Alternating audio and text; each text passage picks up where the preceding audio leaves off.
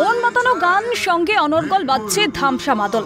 সেই তালে তালে আদিবাসী মহিলাদের সঙ্গে হাতে হাত রেখে নাচছেন মুখ্যমন্ত্রী। সম্মান সমানাধিকারের একেবারে আদর্শ ছবি মনে হতেই পারে আপনার। নয়নাভিরাম সেই ছবি শহুরে বাঙালির চোখে লাগলেও আদিবাসী সম্প্রদায়ের অপূর্ণতা কিন্তু থেকেই গিয়েছে। কলকাতা থেকে ঝকঝকে নেতাদের ভিড়ে কোথায় যেন হারিয়ে গিয়েছেন নিজেদেরই লোকটা। আদিবাসীদের অধিকার আদায়ের স্বপ্ন বোনা হয়েছিল, যার মুখ দেখিয়ে আসানসোলের তৃণমূলের আদিবাসী নেতা রামলাল টুডুই নাকি ডাক পাননি শনিবার আসানসোল কুলটিতে তৃণমূলের সভায়।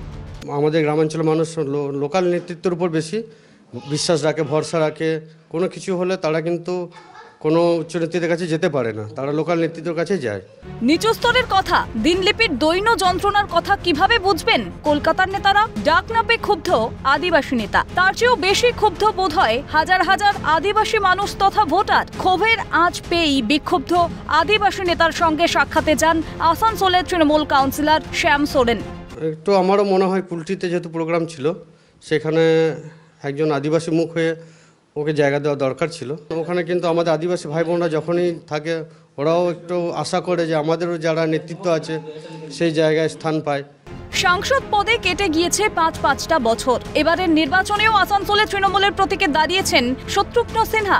আসানসোলের আদিবাসী অধ্যুষিত পাড়ার আনাচে কানাচে কেমন হয়েছে উন্নয়ন? ঘর পাওনি? না, ঘরে পাই না। ঘরে থাকলেও বলতে ঘরে লোক নাই, কাউন্সিলর এখানে নাই। এখানে তোমরা ঘর পাওনি? না, তো ঘর কই, কতবার ক্লাব করলাম, ফর্ম ফিল আপ করেছি। ঘর ভাঙা, সবকে সকালে কাজ করছে না, একজনের কাজ করবে তো খাবে কি? তোমরা ঘর পাও না? না। এইভাবেই থাকো? হ্যাঁ, তো কি করব? কতজন থাকো? আমরা 6 জন। এই ঘরটার মধ্যে? হ্যাঁ। তো এই ঘরের জন্য কাউকে বলনি?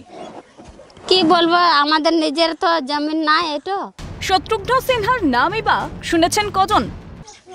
শত্রুঘ্ন সিনহাকে চেনো? না, তো চিনি না। ইয়াকে শ্যামকে ভোট দিছিলাম। আচ্ছা, তারপরও কিছু পাওনি? না। শত্রুঘ্ন সিনহাকে চেনেন? না, আমরা চিনি না। আপনি যে নেতা নেত্রীরা আপনাদের কাছে আসে ভোটের সময়? হ্যাঁ, আসে, সবাই আসে। ভোটের সময় সবাই আসে। ভোটের সময় সবাই আসে। আমাদের কি বলবে কি যে আমরা এই প্রধান বেটি মুখিয়া বেটি আমাকে দাও এক দাও খাসা ওই ভাষণ করে পিরাইন চলে যাই, আমরা ভোট দিই, ঘর আসি। সাংসদ থেকে সাধারণের দূরত্বটা মুখের কথা নয়, ভরসা নিজের এলাকার নেতা। সেই নেতাই যদি ব্রাত্য থাকেন জেলা নেতৃত্বের সভায়, প্রশ্ন উঠতে বাধ্য, তবে কি শুধুমাত্র সভার শোভা বাড়াতে আনা হয় আদিবাসী ভাই বোনেদের? প্রতিবাদে গর্জে উঠলেন কুলটির বিধায়ক। এটা পুরো পশ্চিমবাংলার অবস্থা। এসসি এসটি কে তারা চায় না, তারা শুধু ওদের ভোট চায়, ওদেরকে কাছে দাঁড়াতে দেবে না।